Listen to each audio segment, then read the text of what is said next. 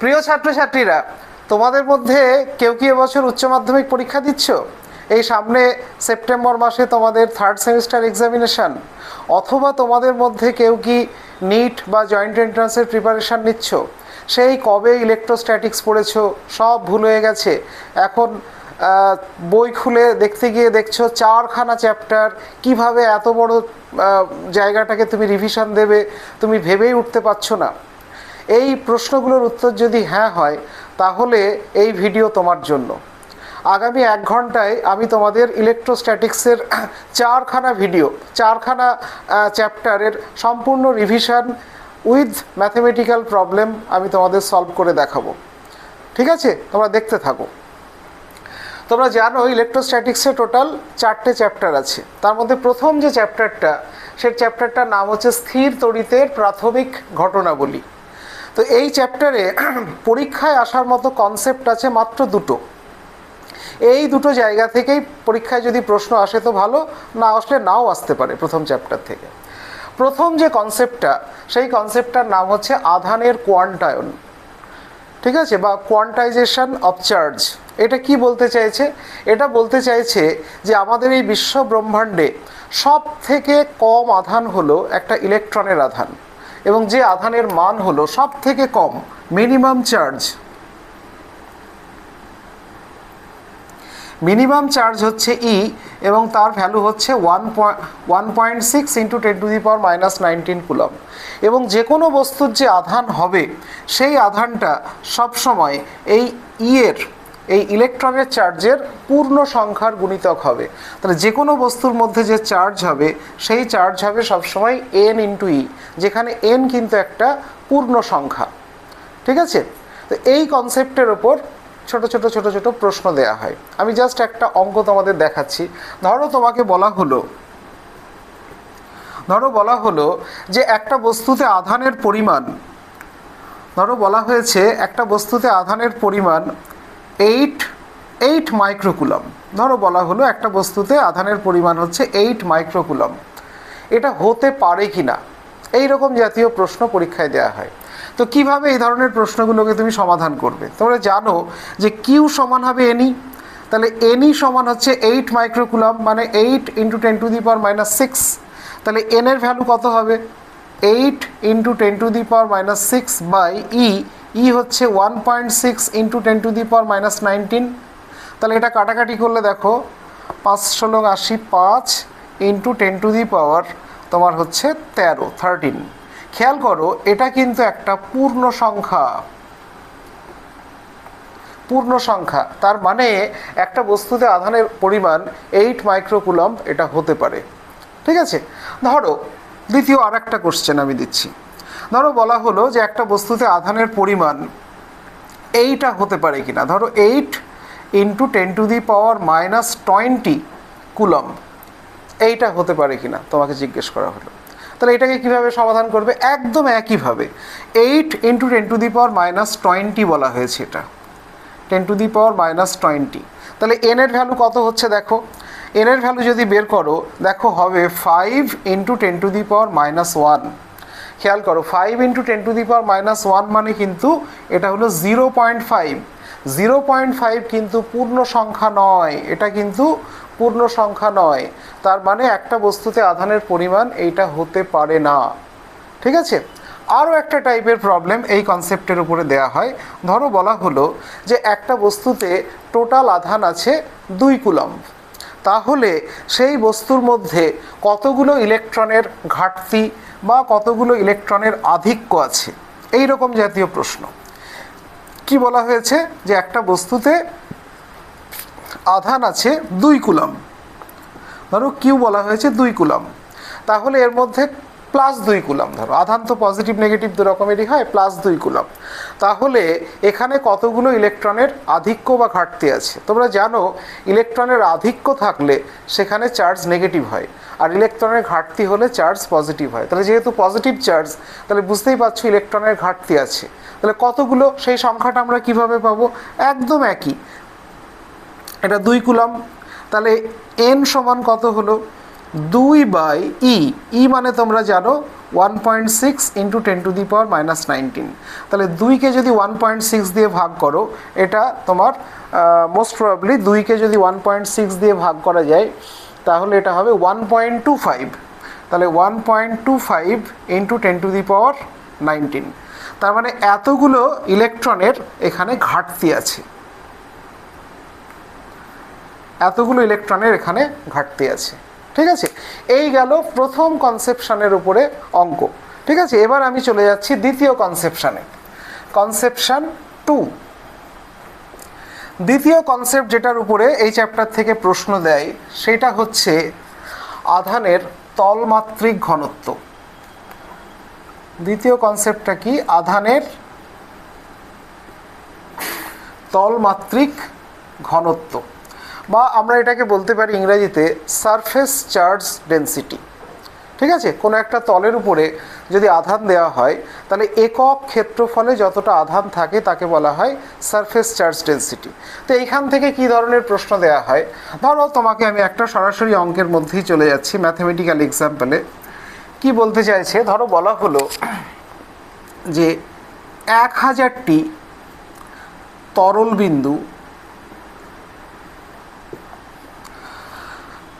বিন্দু এগুলো সব আহিত। 1000টা তরল বিন্দু, এরা প্রত্যেকেই তড়িদাহিত এবং একই আধানে আহিত, একই পরিমাণ আধানে আহিত। এইরকম একসাথে জুড়ে গেল, এইরকম 1000টা তরল বিন্দু একসঙ্গে জুড়ে গেল। দিয়ে তোমাকে প্রশ্ন করা হলো এই তরল বিন্দুগুলো একসঙ্গে জুড়ে গিয়ে যেটা তৈরি হলো, আর ওই যে এক একটা ছোট তরল বিন্দু ছিল, তাদের আধানের তলমাত্রিক ঘনত্বের অনুপাত কত হবে? ঠিক আছে, তাহলে কি হয়েছে? 1000টা তরল বিন্দু জুড়ে গেছে, প্রত্যেকের আধান হচ্ছে সমান। আমি ধরে নিলাম যে প্রত্যেকের আধান হচ্ছে, যেটা ছিল সেটা হচ্ছে তোমার কিউ। প্রত্যেকের যে আধান আগে ছিল সেটা হচ্ছে কিউ, আর একসঙ্গে জুড়ে গিয়ে যেটা তৈরি হলো তাহলে সেটার আধান কত হয়ে যাবে? সেটা হবে, আচ্ছা আমরা এখানে 1000 না ধরে আপাতত এন দিয়ে শুরু করি, ধরি এন সংখ্যক একসঙ্গে জুড়ে গেল, তাহলে টোটাল আধান হয়ে যাবে এন কিউব। আর একসঙ্গে জুড়ে গিয়ে যে বড় তরল বিন্দুটা তৈরি হলো তার ব্যাসার্ধ কত হবে? তোমরা জানো যে আয়তন পেতে গেলে ব্যাসার্ধের কিউব করতে হয়, ব্যাসার্ধের ঘনের সমানুপাতিক হয়, কিউবের সঙ্গে সমানুপাতিক হয়। সেই জন্য যে বড়টা তৈরি হবে তার ব্যাসার্ধ এটা হবে n⁻⁻⁴ ইন্টু এক একটার যা ব্যাসার্ধ ছিল সেইটা। ঠিক আছে, তাহলে আমরা যদি এদের দুজনের আধানের তলমাত্রিক ঘনত্বের অনুপাত বের করি, আমি সিগমা বলছি ওই একটা ছোট তরল বিন্দুর যে আধানের তলমাত্রিক ঘনত্ব সেইটা, আর সিগমা ড্যাশ এইটা আমি বলছি ওই যে 1000খানা একসঙ্গে জুড়ে গিয়ে একটা তৈরি হলো তার আধানের তলমাত্রিক ঘনত্ব। তাহলে বলো সিগমা কত হবে? সিগমা হচ্ছে একজনের, তাহলে Q/4πr²। তোমরা জানো আধানের তলমাত্রিক ঘনত্ব মানে হচ্ছে চার্জ বাই এরিয়া, তাহলে চার্জ বাই এরিয়া যদি করা যায়, চার্জ বাই একটা গোলকের, কারণ তরল বিন্দুগুলো আমরা ধরে নেব সব গোলাকার, তাহলে Q/4πr²। এবার একসঙ্গে 1000খানা জুড়ে গেছে, আমরা আপাতত এন সংখ্যাও জুড়ে গেছে ধরেছি, তাহলে তার টোটাল আধান কত হয়ে গেল?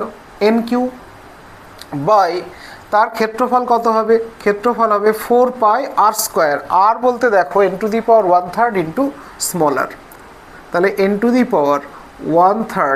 ইন্টু স্মলার তার হোল স্কোয়ার।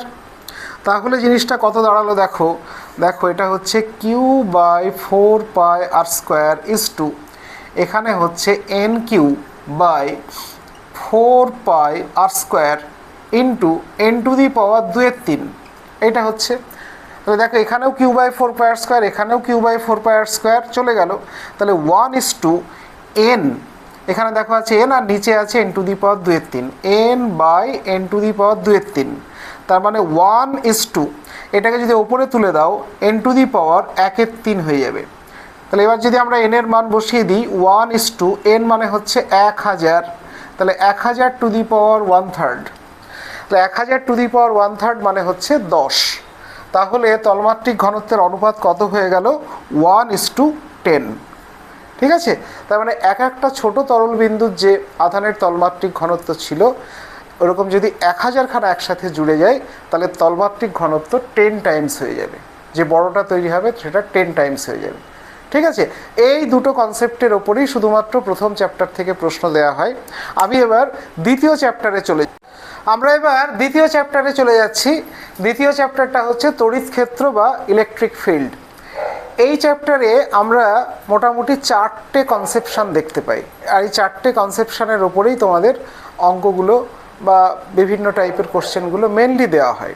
তো এই 4টে কনসেপশানের মধ্যে প্রথম যে কনসেপশানটা সেটা হচ্ছে ফোর্স বিটুইন 2 পয়েন্ট চার্জেস। তোমরা জানো এই ফোর্স বিটুইন 2 পয়েন্ট চার্জেস এটা আমরা পাই কুলম্বের সূত্র থেকে। কুলম্বের সূত্র কি বলে, ধরো এইখানে একটা পয়েন্ট চার্জ আছে Q1, এইখানে একটা পয়েন্ট চার্জ আছে Q2, আর এদের মাঝে ডিস্টেন্স হচ্ছে r। তাহলে এদের দুজনের মধ্যে যে বল ক্রিয়া করবে, ফোর্স যেটা কাজ করবে, সেই ফোর্সটা হবে 1/4πε0 Q1 Q2 r স্কোয়ার, যেখানে ε0টা হচ্ছে ফ্রি স্পেস পারমিটিভিটি। তোমরা জানো এই পুরো 1/4πε0 ভ্যালু আসে 9 × 10⁹9।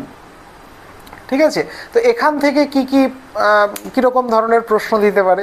ধরো খুব সিম্পল একটা প্রশ্ন এরকম দিতে পারে, সেটা হচ্ছে বলা হলো যে দুটো চার্জের মধ্যে ফোর্স কাজ করছে সেই দুটো চার্জ ধরো দুটোকেই ডবল করে দেওয়া হলো, আবার এদের মাঝের ডিস্টেন্সটাকেও ডবল করে দেওয়া হলো। তাহলে যে নতুন ফোর্স হবে সেটা আগের ফোর্সের কত গুণ? ঠিক আছে, তো কিভাবে করবে দেখো। ধরো কি বলেছে, আমরা বেশি কিছু লিখবো না, জাস্ট এমসিকিউ, তো বেশি কিছু লেখার দরকার নেই। ধরো বলা হলো এই চার্জটাকেও ডাবল করা হয়েছে, এটাকেও ডাবল করা হয়েছে, তাহলে দুটো মিলে 2 2 4 গুণ হয়ে গেল। আর মাঝের ডিস্টেন্সটাকেও দ্বিগুণ করা হয়েছে, তাহলে এখানে আবার স্কোয়ার আছে, তাহলে এটা আবার 2 স্কোয়ার হয়ে গেল। তাহলে দেখো সব মিলে কিন্তু 1 হয়ে গেল। তার মানে আমরা যদি এই কাজটা করি যে দুটো চার্জকে ডবল করলাম, তাদের মাঝের ডিস্টেন্সটাকেও ডবল করলাম, তাহলে কিন্তু ওই যে বল আগে কাজ করছিল এখনও কিন্তু সেই একই বল কাজ করবে, কারণ এই ফ্র্যাকশানটা হয়ে গেল 1। ঠিক আছে, তো এইরকম একটা কনসেপশানের উপর দিতে পারে। আর একটা কনসেপশান একটু জটিল, হ্যাঁ, একটু কঠিন ধরনের কোনো অঙ্ক দিতে পারে। আমি সেই রকম একটা অঙ্ক তোমাদের জন্য এবার রাখছি। এই অঙ্কটা তোমার হচ্ছে নিট পরীক্ষায় আসা একটা অঙ্ক। দেখো তোমরা, বেশ কঠিন একটা অঙ্ক। কীরকম বলা হয়েছে যে দুটো পয়েন্ট চার্জ দুটো সুতো থেকে ঝোলানো আছে। এই সুতো দুটোর দৈর্ঘ্য কিন্তু একদম সমান, দুটো পয়েন্ট চার্জ ঝোলানো আছে, এদের মাঝে ডিস্টেন্স হচ্ছে r, আর এখান থেকে এই হাইটটা হচ্ছে y, এখান থেকে এই হাইটটা হচ্ছে y। ঠিক আছে, এবার বলা হলো কি যে আমরা এই হাইটটাকে অর্ধেক করে দিলাম। ঠিক আছে, হাইটটাকে অর্ধেক করে দিলাম, আর এই সুতো দুটোর দৈর্ঘ্য কিন্তু একই আছে, শুধু হাইটটাকে আমি অর্ধেক করে দিয়েছি। ঠিক আছে, তাহলে অর্ধেক করে দেওয়া মানে এইটা হয়ে গেল এবার y/2, আর এখন এদের মাঝের ডিস্টেন্সটা আমি ধরলাম r'। তো তোমার কাছে প্রশ্ন করা হয়েছে যে এই আগে যে r ছিল ডিস্টেন্স, আর এখন যে এদের মধ্যেকার ডিস্টেন্স হলো r', এদের মধ্যে কি রিলেশন হবে? ঠিক আছে, তো দেখো এই প্রশ্ন আমরা কিভাবে সমাধান করব। এইখানে আমরা দেখতে পারি এই চার্জ আর এই চার্জ পরস্পরকে একটা বল প্রয়োগ করছে, বিকর্ষণ বল। ধরো সেই বিকর্ষণ বলটা হলো F। এই সুতোটা একে টানছে এইদিকে T, আর এই চার্জটার তো একটা মাস আছে, মানেই তার একটা ওজন আছে, ওজনটা কাজ করছে নিচের দিকে। ঠিক আছে, এখানেও কিন্তু একই ঘটনা ঘটবে। আমরা এই অ্যাঙ্গেলটাকে থিটা ধরে নিলাম, তাহলে আমরা দেখো বলতে পারি এই অ্যাঙ্গেলটাও কিন্তু থিটা। তাহলে আমরা যদি এইখান থেকে দেখি যে কি ইকুয়েশন আমরা তৈরি করতে পারি, যদি ল্যামির থিওরেম লাগাই, কারণ এই চার্জ কিন্তু এখানে ইকুইলিব্রিয়ামে আছে, ইকুইলিব্রিয়ামে যদি থাকে তাহলে আমরা ল্যামির সূত্র লাগাতে পারি। তাহলে ল্যামির সূত্র বা ল্যামির উপপাদ্য অনুযায়ী আমরা কি বলতে পারি, দেখো F/, এই ফোর্সকে যখন নেব তখন T আর mg এদের মধ্যেকার অ্যাঙ্গেলটা আসবে। দেখো এই অ্যাঙ্গেলটা হবে 180 - থিটা, তাহলে F/sin 180 - θ ইকুয়ালস টু আর একটা ফোর্স হচ্ছে mg যখন নেব তখন অ্যাঙ্গেল হবে T আর F এর মধ্যে, এই অ্যাঙ্গেলটা হচ্ছে তোমার sin 90 + θ। তাহলে দেখো F/sin 180 - θ, sin 180 - θ মানে কিন্তু sin θই হয়। তাহলে আমার এখানে হয়ে গেল এটা সাইন থিটা, আর সাইন 90 প্লাস থিটাতে কিন্তু হয়ে যায় কস থিটা, তাহলে এটা হয়ে গেল তোমার কস থিটা। তাহলে এখান থেকে যদি আমরা ট্যান থিটা বের করে নিই, সাইন থিটাকে এবারে পাঠিয়ে দিলাম, তাহলে sine theta by cos theta, sine থিটাকে এখানে পাঠিয়েছি, sine theta by cos theta মানে ট্যান থিটা। তাহলে ট্যান থিটার সমান কি হয়ে গেল দেখো, ট্যান থিটার সমান হয়ে গেল এফ বাই এমজি। এবার এই ছবির দিকে তাকিয়ে বলো তো ট্যান থিটা কত হবে। ট্যান মানে এটা পারপেন্ডিকুলার বাই বেস, তাহলে পারপেন্ডিকুলার এই টোটালটা হচ্ছে আর, তাহলে এইটুকু হচ্ছে আর বাই টু, তাহলে এটা হলো আর বাই টু বাই এইটা, এটা কত হবে, এটা হচ্ছে Y equals to F by MG. তাহলে আমরা যদি এখান থেকে দেখি আর বাই টু ওয়াই সমান হচ্ছে এফ বাই এমজি, এইটা আমার 1 নম্বর ইকুয়েশন হিসাবে থেকে গেল। এবার দেখো ঠিক একই জিনিস যদি আমরা এখানেও অ্যাপ্লাই করি, তাহলে আমরা এর বেলায় কি লিখতে পারি। এর বেলাতেও দেখো এই অ্যাঙ্গেলটা হয়তো অন্য অ্যাঙ্গেল হবে, থিটা ড্যাশ হবে, তা হোক, থিটা ড্যাশ হলেও এখানেও তো আমরা ট্যান থিটা ড্যাশ সমান সেই এফ বাই এমজি লিখতে পারবো। হ্যাঁ, এখানে এফও হবে না, কারণ কি এই অবস্থায় এদের দুজনের মধ্যে যে বল কাজ করছে এফ, এখানে কিন্তু সেই বলটা এফ হবে না। এই বলটাকে আমরা যদি এফ ড্যাশ ধরি আর এই অ্যাঙ্গেলটাকে যদি থিটা ড্যাশ ধরি, তাহলে আমরা এখানে কি লিখতে পারবো, দেখো tan theta dash equals to আমরা ওই আগের মতোই যদি ক্যালকুলেশন করি, তাহলে এফ ড্যাশ বাই এমজি হবে। তাহলে ট্যান থিটা ড্যাশ কত হবে, ট্যান থিটা ড্যাশ মানে এইটা বাই এইটা, দেখো এইটা হচ্ছে আর ড্যাশ বাই টু, আর এইটুকু হচ্ছে দেখো Y by two equals to F dash by MG. তাহলে আমরা এখানে দেখো 2 2 চলে যাবে, আর ড্যাশ বাই ওয়াই সমান পেয়ে গেলাম কি এফ ড্যাশ বাই এমজি। এইটা হচ্ছে আমার 2 নম্বর ইকুয়েশন। এটা 1, ওটা 2। আমি যদি 1কে 2 দিয়ে ভাগ করে দিই, দেখো তো কি দাঁড়ায়, 1কে 2 দিয়ে ভাগ করে দিচ্ছি, এটা 1 এটা 2, আমি করছি কি 1 ভাগ 2 এইটা করে দিলাম। এইটাকে যদি ওইটা দিয়ে ভাগ করি, তাহলে খেয়াল করো তোমার থাকবে আর ড্যাশ বাই, এখানে দেখো না এইটাকে ভাগ করছো, তাহলে আর বাই এখানে 2 আছে, 2 R dash, R by 2 R dash সমান ডান দিকে কী হবে, এখানে আছে এফ বাই এমজি, এখানে আছে এফ ড্যাশ বাই এমজি, তাহলে নিশ্চয়ই এখানে হবে এফ বাই এফ ড্যাশ। ঠিক আছে, তাহলে বলো আর বাই আর ড্যাশ সমান কি দাঁড়ালো 2। এইবার ভাবো তো এফ বাই এফ ড্যাশটা কী হবে, F by F dash, F হচ্ছে যখন এদের মধ্যেকার ডিস্টেন্স হচ্ছে আর, তখন এদের মধ্যে যে ফোর্স কাজ করছে, আর এফ ড্যাশ হচ্ছে যখন এদের মধ্যেকার ডিস্টেন্স হচ্ছে আর ড্যাশ, তখন যে ফোর্স কাজ করছে। বাকি সব কিন্তু এক আছে। তাহলে ডিস্টেন্সের সঙ্গে ফোর্স হচ্ছে ইনভার্স স্কোয়ারের সঙ্গে প্রপোর্শনাল। তাহলে আমরা এফ বাই এফ ড্যাশকে আমরা এইটা লিখতে পারি কি না, আর ড্যাশ বাই আর তার হোল স্কোয়ার, তাই না? কারণ দেখো তোমরা একটু আগেই দেখলে যে কুলম্বের সূত্র থেকে দুটো আধানের মধ্যে যে বল কাজ করে, সেটা আধান দুটোর মধ্যবর্তী দূরত্বের বর্গের ব্যস্তানুপাতিক। তাহলে ব্যস্তানুপাতিক যদি হয়, তাহলে এফ বাই এফ ড্যাশ হবে আর ড্যাশ বাই আর তার হোল স্কোয়ার। ঠিক আছে, তাহলে এইটা করে আমরা কি পাচ্ছি দেখো তো, কি পাওয়া গেল, আর বাই আর ড্যাশ সমান আর ড্যাশ বাই আর তার হোল স্কোয়ার। এটাকে যদি ওই পারে পাঠিয়ে দাও, তাহলে দেখো বাঁদিকে আসবে হাফ সমান এখানে হবে আর ড্যাশ বাই আর তার হোল কিউব। তাহলে আমরা কি পেয়ে গেলাম, আর ড্যাশ বাই আর সমান হচ্ছে 1/2^1/3। তাহলে আর ড্যাশ সমান কত হয়ে গেল, r/2^1/3। ঠিক আছে, তাহলে এখন এদের মধ্যে যে ডিস্টেন্সটা হবে, সেটা হবে আগে যে ডিস্টেন্স ছিল সেইটা ডিভাইডেড বাই 2^1/3। ঠিক আছে, এইটা কিন্তু নিটে আসা একটা প্রশ্ন আমি তোমাদের করালাম। ঠিক আছে, এটা হলো কনসেপ্ট 1। ঠিক আছে, এবার আমি চলে যাচ্ছি কনসেপ্ট 2-তে। দ্বিতীয় চ্যাপ্টারের দ্বিতীয় যে কনসেপ্টের ওপর তোমাদের অঙ্ক দেয়, সেটা হচ্ছে ডাইপোল, ইলেকট্রিক ডাইপোল। তাহলে কনসেপ্ট 2-তে আমরা চলে যাচ্ছি, সেটা হচ্ছে ইলেকট্রিক ডাইপোল।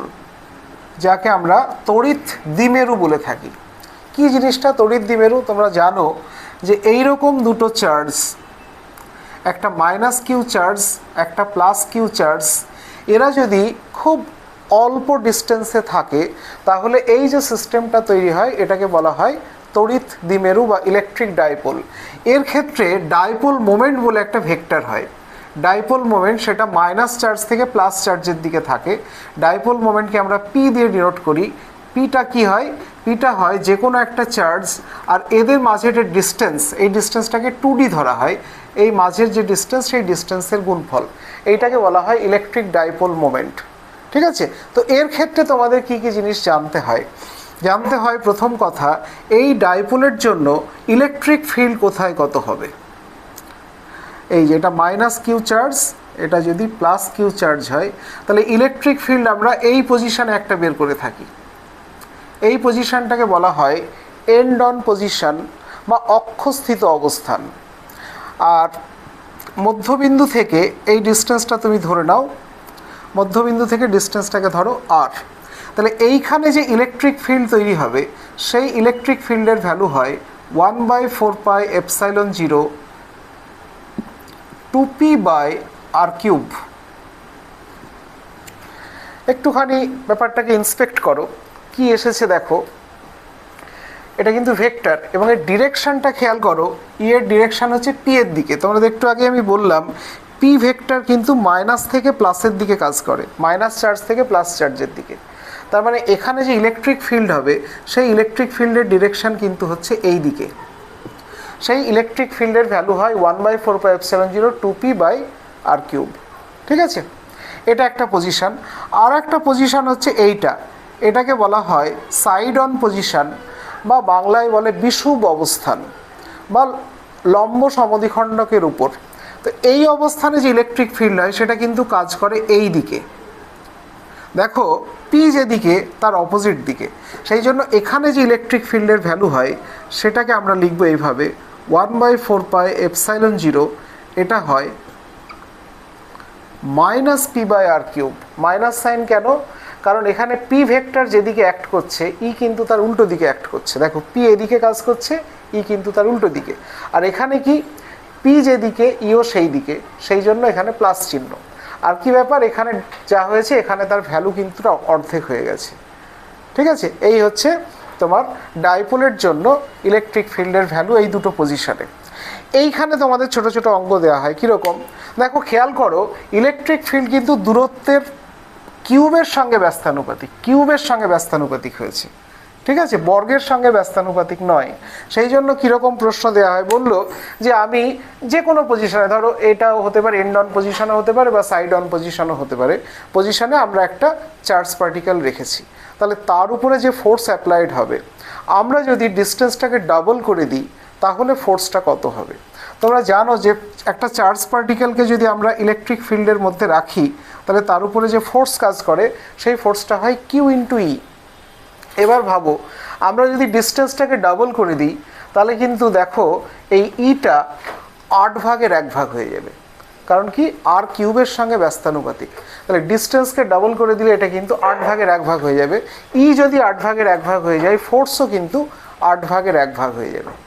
ঠিক আছে? সেটা তুমি এই পজিশনেই ডাবল দূরত্বে নিয়ে যাও বা এই পজিশনেই ডাবল দূরত্বে নিয়ে যাও, একই জিনিস হবে।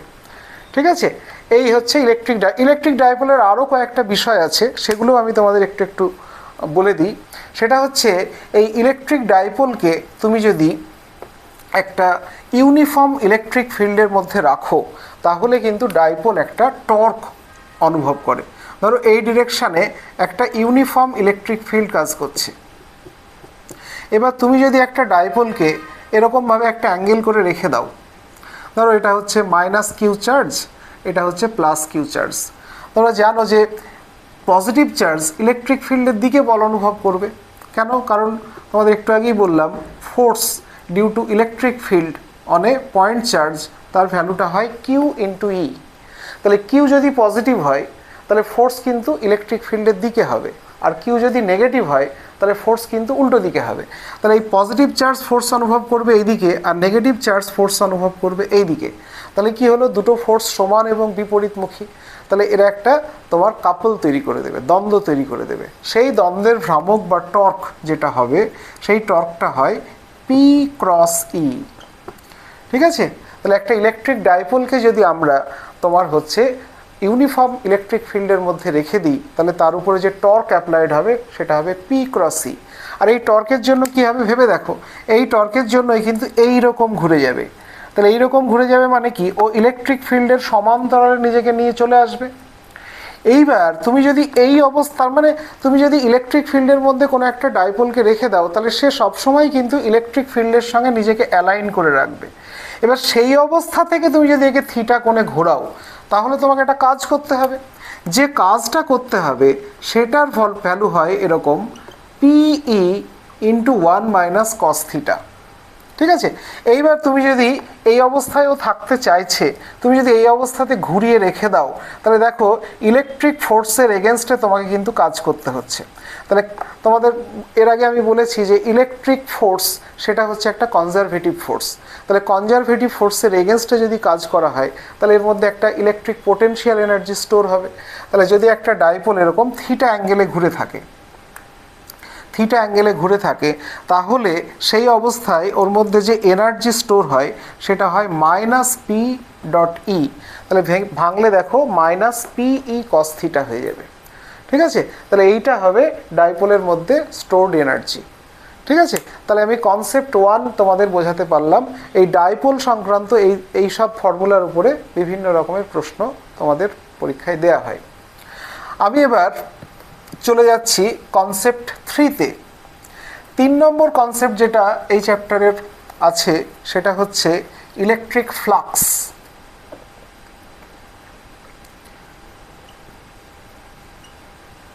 ইলেকট্রিক ফ্লাক্স এই জিনিসটা কি? ইলেকট্রিক ফ্লাক্সটা হচ্ছে যে তুমি যদি ইলেকট্রিক ফিল্ডের মধ্যে কোনো একটা তলকে ধরো, তাহলে সেই তলকে যতগুলো বলরেখা লম্বভাবে ভেদ করবে, ধরো আমি বললাম যে এই তলটাকে ধরো আমি ইলেকট্রিক ফিল্ডের মধ্যে রেখেছি। ধরো এই ঘরের মধ্যে সব জায়গায় ইলেকট্রিক ফিল্ড কাজ করছে। ধরা যাক কথার কথা ইলেকট্রিক ফিল্ড কাজ করছে এই ডিরেকশানে। আমি যদি এই তলটাকে এইভাবে ধরি, তাহলে ইলেকট্রিক লাইন্স অফ ফোর্সগুলো তো সব এইভাবে যাবে। যতগুলো ইলেকট্রিক লাইন্স অফ ফোর্স একে লম্বভাবে ভেদ করবে, সেই সংখ্যাটাই হচ্ছে এই তলের সঙ্গে জড়িত তড়িৎ ফ্লাক্স। ঠিক আছে? তাহলে ইলেকট্রিক ফিল্ড যদি এইভাবে যায় আর তলটাকে যদি আমি এইভাবে ধরি, তাহলে ফ্লাক্স কিন্তু এখানে যথেষ্ট হবে। কিন্তু ভাবো আমি যদি তলটাকে এইভাবে রাখি আর ইলেকট্রিক ফিল্ড এই ডিরেকশনে কাজ করে, তাহলে কিন্তু ফ্লাক্স হয়ে যাবে 0। বা আমি যদি তলটাকে এইভাবে রেখে দিই আর ইলেকট্রিক ফিল্ড এই ডিরেকশনে কাজ করে, তাহলেও কিন্তু ফ্লাক্স দেখো 0 হবে, কারণ কোনো ফ্লাক্স একে ভেদ করছে না। এইভাবে থাকলে তবেই ফ্লাক্সটা তৈরি হবে। এই ফ্লাক্সের একটা ফর্মুলা আছে। ইলেকট্রিক ফ্লাক্সের ফর্মুলাটা হচ্ছে, যদি তুমি নন ইউনিফর্ম ইলেকট্রিক ফিল্ডের মধ্যে রেখে দাও কোনো একটা তলকে, তাহলে সেক্ষেত্রে আমরা ফ্লাক্স বের করব এই ফর্মুলাতে, surface integral E dot dS, যদি নন ইউনিফর্ম ইলেকট্রিক ফিল্ডের মধ্যে রাখো। আর যদি ইউনিফর্ম ইলেকট্রিক ফিল্ডের মধ্যে রাখো, তাহলে সেক্ষেত্রে আর ইন্টিগ্রেশন করা দরকার হবে না, সেক্ষেত্রে জাস্ট ই ডট এস করে দিলেই হয়ে যাবে। ঠিক আছে?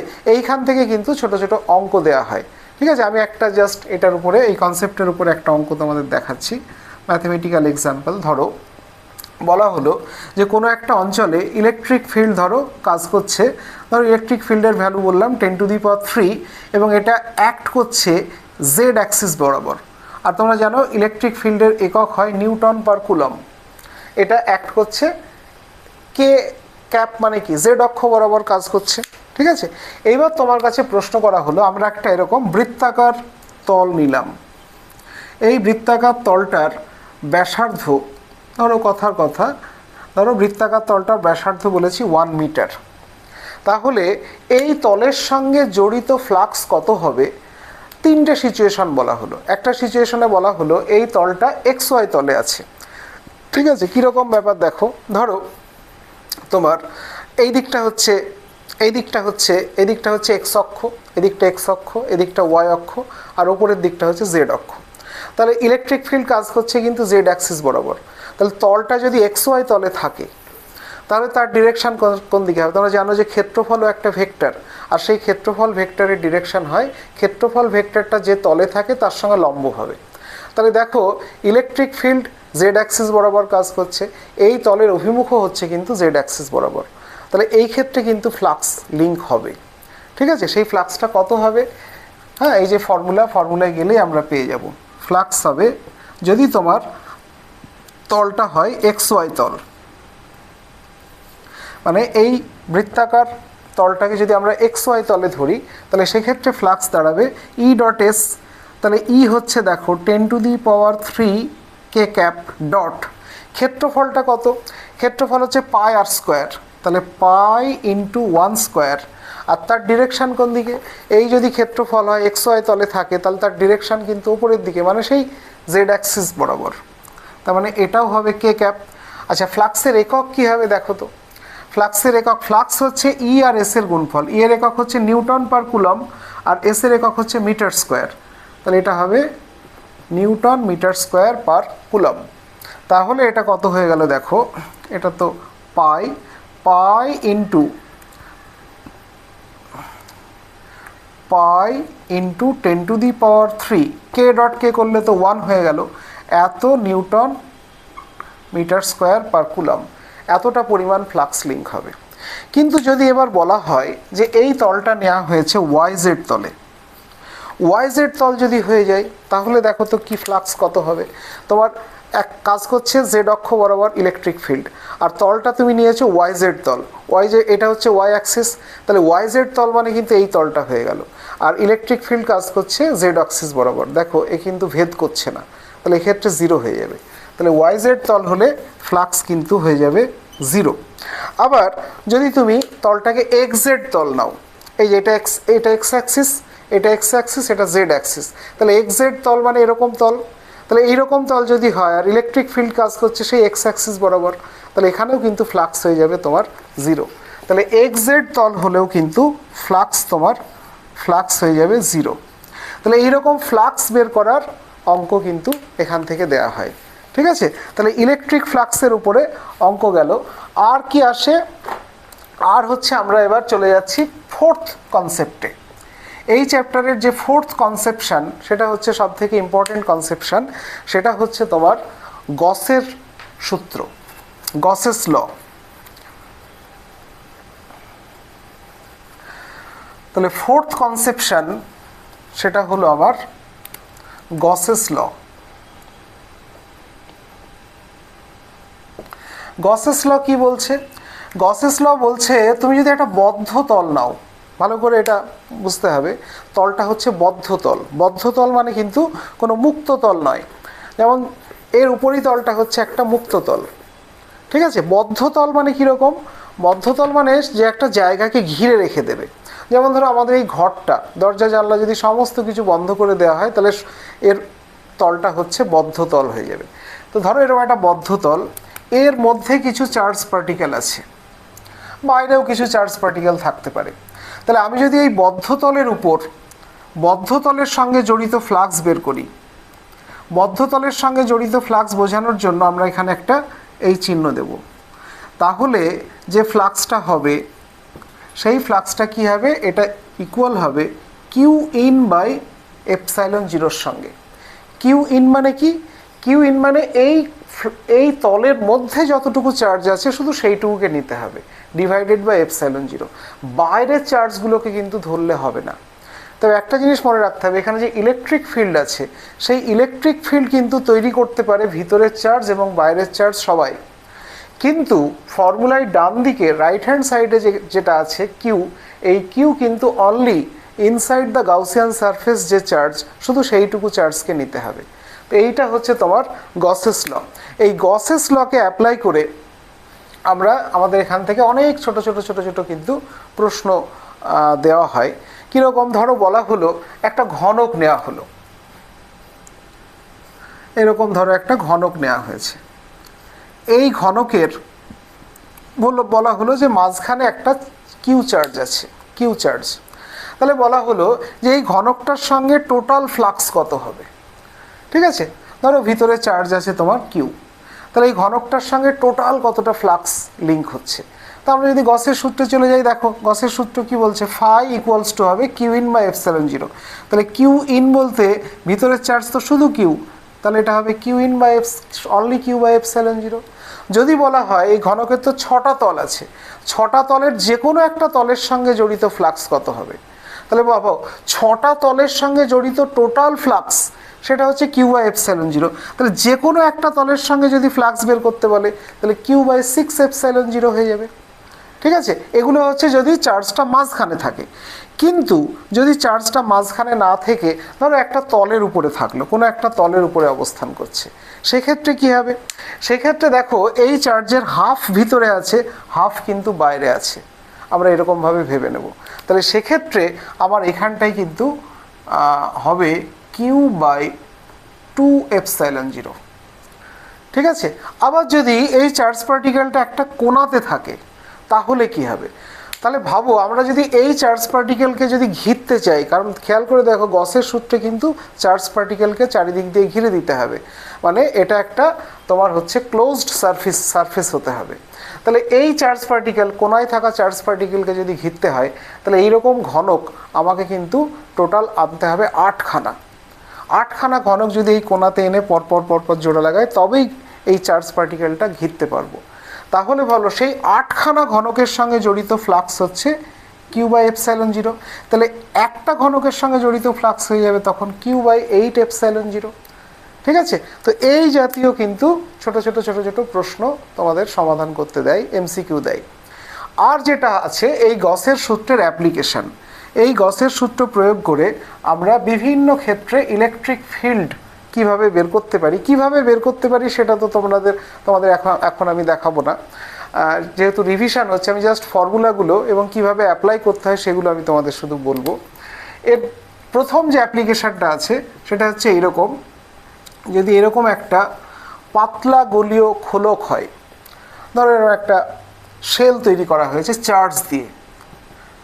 চার্জ পার্টিকেল দিয়ে শেল বানানো হয়েছে, তাহলে বলা হচ্ছে এর ভিতরে ধরা যাক এর ব্যাসার্ধ হচ্ছে তোমার ক্যাপিটাল আর, এর ভিতরে আমরা যদি গসের সূত্র অ্যাপ্লাই করি ভিতরে কিন্তু ইলেকট্রিক ফিল্ড হবে জিরো। উপরিতলে এইখানে উপরিতলে যদি ইলেকট্রিক ফিল্ড বের করো সেটা হবে 1/4 pi epsilon zero Q by r square. কিউটা কি, কিউটা হচ্ছে এই সারফেসের উপরে টোটাল যে চার্জ আছে সেইটা। ঠিক আছে, আর যদি বাইরে চলে যাও, বাইরে ধরো এখানে চলে গেলে এটা ক্যাপিটাল আর, উপরিতল হলে ক্যাপিটাল আর, যদি বাইরের কোথাও চলে যাও এইখানে যদি ইলেকট্রিক ফিল্ড বের করো তাহলে সেটা এইটা হবে 1/4 pi epsilon zero Q by তখন স্মল আর স্কোয়ার। দেখো স্মল আরটা কিন্তু বেশি এতটা, আর ক্যাপিটাল আরটা এইটা। তার মানে আমরা দেখতে পাচ্ছি ইলেকট্রিক ফিল্ডের ভ্যালু উপরিতলে হবে ম্যাক্সিমাম, আর এখান থেকে যত দূরে চলে যাবে ইলেকট্রিক ফিল্ডের ভ্যালু তত কমে যাবে। তাহলে আমরা যদি একটা গ্রাফ আঁকি ডিস্টেন্সের সঙ্গে ইলেকট্রিক ফিল্ডের যদি একটা গ্রাফ আঁকি তাহলে খেয়াল করো কেন্দ্র থেকে উপরিতল পর্যন্ত কিন্তু ইলেকট্রিক ফিল্ড জিরো। তাহলে এই পর্যন্ত এটা হচ্ছে কেন্দ্র থেকে উপরিতল মানে ব্যাসার্ধ পর্যন্ত ইলেকট্রিক ফিল্ড জিরো। তারপরে এইখানে এসে উপরিতলে গিয়ে ইলেকট্রিক ফিল্ড ব্যাক হয়ে গেল ম্যাক্সিমাম। তারপরে কি যত দূরে যাবে ইলেকট্রিক ফিল্ড কিন্তু তত কমে যাবে। ঠিক আছে, তাহলে এই পাতলা গলীয় খোলকের কেন্দ্র থেকে দূরত্বের সঙ্গে যদি আমরা ইলেকট্রিক ফিল্ডের গ্রাফ আঁকি তাহলে গ্রাফটা দেখতে হবে এরকম।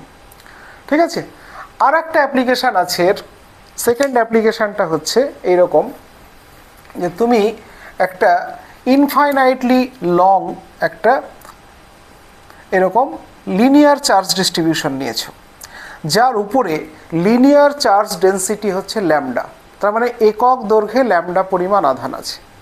তাহলে এখান থেকে আর ডিস্টেন্স দূরে কোথাও যদি তুমি ইলেকট্রিক ফিল্ড বের করো, ধরো এইখানে বের করছো, এখানে যে ইলেকট্রিক ফিল্ড হবে সেটার ভ্যালু হবে 1/4 pi epsilon zero 2 lambda by r. ঠিক আছে, 2 ল্যামডা বাই আর, দেখো আর এর সঙ্গে ব্যস্তানুপাতিক হবে। এটা হলো সেকেন্ড অ্যাপ্লিকেশান।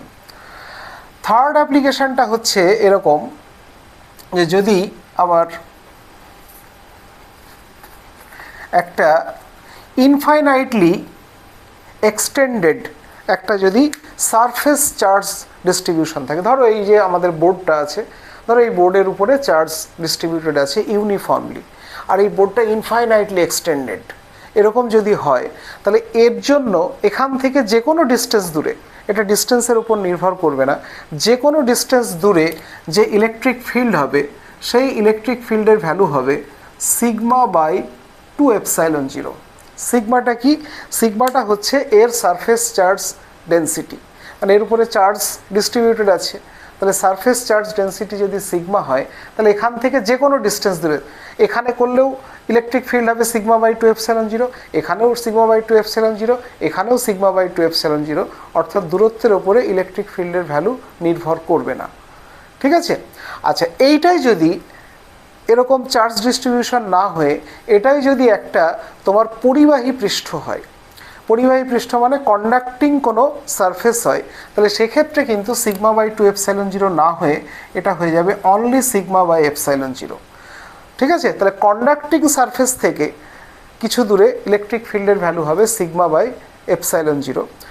আর যদি কোনো একটা চার্জ ডিস্ট্রিবিউশন থাকে, সেটা কন্ডাক্টিং কোনো সারফেস নয়, এমনি কোনো একটা জায়গাতে চার্জ ডিস্ট্রিবিউটেড আছে, চার্জ ডেন্সিটি সিগমা, তাহলে তার জন্য যে কোনো ডিস্টেন্স দূরে ইলেকট্রিক ফিল্ড হবে সিগমা বাই 2ε0। তাহলে এইগুলো হচ্ছে টোটালটাই আমি বললাম ইলেকট্রিক ফিল্ড চ্যাপ্টারের কনসেপশন। ঠিক আছে? আমি এরপরে তোমাদের নেক্সট চ্যাপ্টারে চলে যাচ্ছি। আমি এবার তোমাদের তৃতীয় চ্যাপ্টারে চলে যাচ্ছি, ইলেকট্রোস্ট্যাটিক্সের তৃতীয় চ্যাপ্টারটা হচ্ছে তড়িৎ বিভব বা ইলেকট্রিক পোটেনশিয়াল। এই চ্যাপ্টারে মেনলি তিনটে কনসেপশন আছে, যে তিনটে কনসেপশনের উপর তোমাদের বিভিন্ন রকমের প্রশ্ন দেওয়া হয়। প্রথম যে কনসেপশন সেটা হচ্ছে এই তড়িৎ বিভব, এই জিনিসটা নিয়েই। সেটা হচ্ছে যে যদি একটা বিন্দু আধান কোথাও থাকে, একটা পয়েন্ট চার্জ ধরো এখানে আছে, তাহলে এখান থেকে আর ডিস্টেন্স দূরে তোমার ইলেকট্রিক পোটেনশিয়াল বা ইলেকট্রিক বিভব সেটা কত হবে। আমরা বিভবকে ভি দিয়ে ডিনোট করব। বিভব কিন্তু একটা স্কেলার রাশি, কারণ বিভবের যদি তুমি সংজ্ঞা দেখো সেটা হচ্ছে যে আমরা যদি ইলেকট্রিক ফিল্ডের মধ্যে কোথাও একটা একক ধনাত্মক আধানকে রেখে দিই, তাহলে সেই একক ধনাত্মক আধানটার মধ্যে যতটা শক্তি সঞ্চিত হবে সেইটা হচ্ছে ওখানকার বিভব। যেহেতু এটা শক্তির সঙ্গে রিলেটেড, সেই জন্য বিভব কিন্তু স্কেলার রাশি। তাহলে এই কিউ আধান এখানে আছে, এখান থেকে আর ডিস্টেন্স দূরে যে বিভবটা হবে সেই বিভবটা হয় 1/4πε0 কিউ বাই আর। তাহলে এটা হলো পয়েন্ট চার্জের জন্য বিভব। দ্বিতীয় যে বিষয়টা, সেই বিষয়টা হচ্ছে তোমার একটা ধরো ডাইপোল। এই ডাইপোলের জন্য যদি তুমি বিভব দেখো, ডাইপোল মানে এটা মাইনাস কিউ, এটা প্লাস কিউ, এর জন্য যদি তুমি এই অবস্থানে বিভব দেখো, এই অবস্থানে বিভব যেটা হবে সেটা হবে 1/4πε0 2p বাই আর স্কোয়ার। খেয়াল করো, এমনিতে বিভবের ফর্মুলা, একটা চার্জের জন্য বিভবের ফর্মুলাতে আর থাকে, কিন্তু ডাইপোলে দুটো চার্জ আছে, এখানে দেখো বিভবের ফর্মুলায় কিন্তু আর স্কোয়ার চলে এসছে। তাহলে এটা হচ্ছে এন্ড অন পজিশনে বিভব হচ্ছে এটা। কিন্তু যদি তুমি সাইড অন পজিশনে যাও বা লম্ব সমদ্বিখণ্ডকের উপর বিভব দেখো, এইখানে কিন্তু বিভব হয়ে যাবে 0। ঠিক আছে? ওকে, আরও একটা জিনিসের বিভব আমি তোমাদের বলবো, সেটা হচ্ছে যে যদি এইরকম কোনো চার্জ ডিস্ট্রিবিউশন থাকে, একটু আগে আমি তোমাদের গসের সূত্র থেকে বলছিলাম যে চার্জ ডিস্ট্রিবিউশন যদি থাকে, এরকম স্ফেরিক্যাল চার্জ ডিস্ট্রিবিউশন থাকলে তাহলে মনে রাখবে এর জন্য বিভব একেবারে কেন্দ্র থেকে শুরু করে উপরিতল পর্যন্ত সব জায়গাতে বিভব হবে সমান। ধরো এর ব্যাসার্ধ হলো আর, তাহলে একদম ভিতরের সমস্ত জায়গাতে এবং উপরিতল সব জায়গাতে বিভব হবে এইটা, বিভব হবে 1/4πε0 কিউ বাই আর, যেখানে কিউটা হচ্ছে এর উপরে টোটাল যে চার্জটা ডিস্ট্রিবিউটেড আছে সেইটা। ঠিক আছে? কিন্তু যদি আরও বেশি দূরে চলে যাও, ধরো এইখানে বিভব বের করবে, ধরো এই ডিস্টেন্সটা হচ্ছে আর, তাহলে এখানকার বিভব হবে 1/4πε0 কিউ বাই স্মল আর। তার মানে খেয়াল করে দেখো, বিভব বাইরে গেলে কিন্তু কমে যাচ্ছে, কারণ স্মল আর এর ভ্যালু ক্যাপিটাল আর এর থেকে বেশি। ক্যাপিটাল আরটা হচ্ছে এর ব্যাসার্ধ। তাহলে বিভব একেবারে কেন্দ্র থেকে শুরু করে উপরিতল পর্যন্ত সব জায়গাতে বিভব হচ্ছে সমান। আর বাইরে যদি চলে যাও বিভব কিন্তু আস্তে আস্তে কমে যাবে। তাহলে আমরা যদি এর একটা গ্রাফ আঁকি, কেমন গ্রাফ দেখতে হবে দেখো তো। আমরা যদি এইদিকে আরকে প্লট করি আর এইদিকে যদি বিভবকে প্লট করি, তাহলে কেন্দ্র হচ্ছে এইটা থেকে উপরিতল পর্যন্ত, এখান থেকে এইটুকুর মধ্যে বিভব সব জায়গাতে সমান। বিভব কিন্তু একটু কমছেও না বাড়ছেও না, একদম সমান। তারপরে যখন বাইরে চলে যাচ্ছ তখন কিন্তু বিভব কমে যাচ্ছে। ঠিক আছে, তো এই রকম গ্রাফ কিন্তু আমরা দেখতে পাবো বিভব বা পোটেনশিয়ালের। ঠিক আছে, আমি জাস্ট একটা এক্সাম্পল দিই। ধরো বলা হলো তোমাকে যে এইটার উপরিতলে বিভব হচ্ছে 10 ভোল্ট, আর এর ব্যাসার্ধ ধরো বললো 10 সেন্টিমিটার। এই গোলকটার ব্যাসার্ধ হলো 10 সেন্টিমিটার। যদি বলা হয় এখানে কেন্দ্রে বিভব কত হবে, কেন্দ্রে কিন্তু বিভব হবে 10 ভোল্টই। তোমাকে যদি বলা হয় এখানে বিভব কত হবে, এখানেও বিভব হবে 10 ভোল্ট। এখানে যদি জিজ্ঞেস করা হয় বিভব কত, সেটাও 10 ভোল্ট।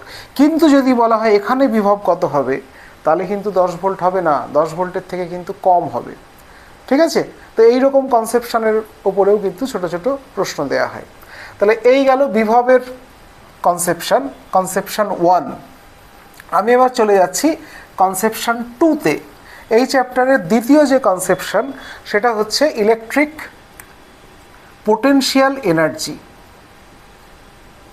ইলেকট্রিক পোটেনশিয়াল এনার্জি এটা কি?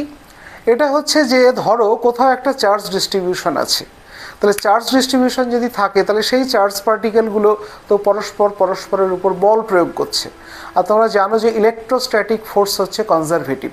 তাহলে সেই ফোর্স থাকা সত্ত্বেও তারা সব একসঙ্গে একটা জায়গাতে আছে, তার ফলে কি হবে, তার মধ্যে একটা এনার্জি স্টোর হবে। সেই এনার্জিটা কত? যদি সিস্টেমের মধ্যে দুটো চার্জ পার্টিকেল থাকে, ধরো এখানে Q1 আর এখানে Q2, এদের মাঝে ডিস্টেন্স হচ্ছে R, তাহলে সেক্ষেত্রে এদের যে পোটেনশিয়াল এনার্জি হবে ইউ, সেটা হবে 1/4πε0 Q1 Q2/R। যদি দুটোর জায়গায় তিনটে চার্জ পার্টিকেল থাকে, ধরো এখানে Q1, এখানে Q2, এখানে Q3, ঠিক আছে, এদের মাঝের ডিস্টেন্স ধরো এটা R1, এটা R2, এটা R3, এরকম যদি হয়, তাহলে সেক্ষেত্রে তোমার এই ইলেকট্রিক পোটেনশিয়াল এনার্জির যে ফর্মুলা, সেখানে কিন্তু তিনটে টার্ম চলে আসবে।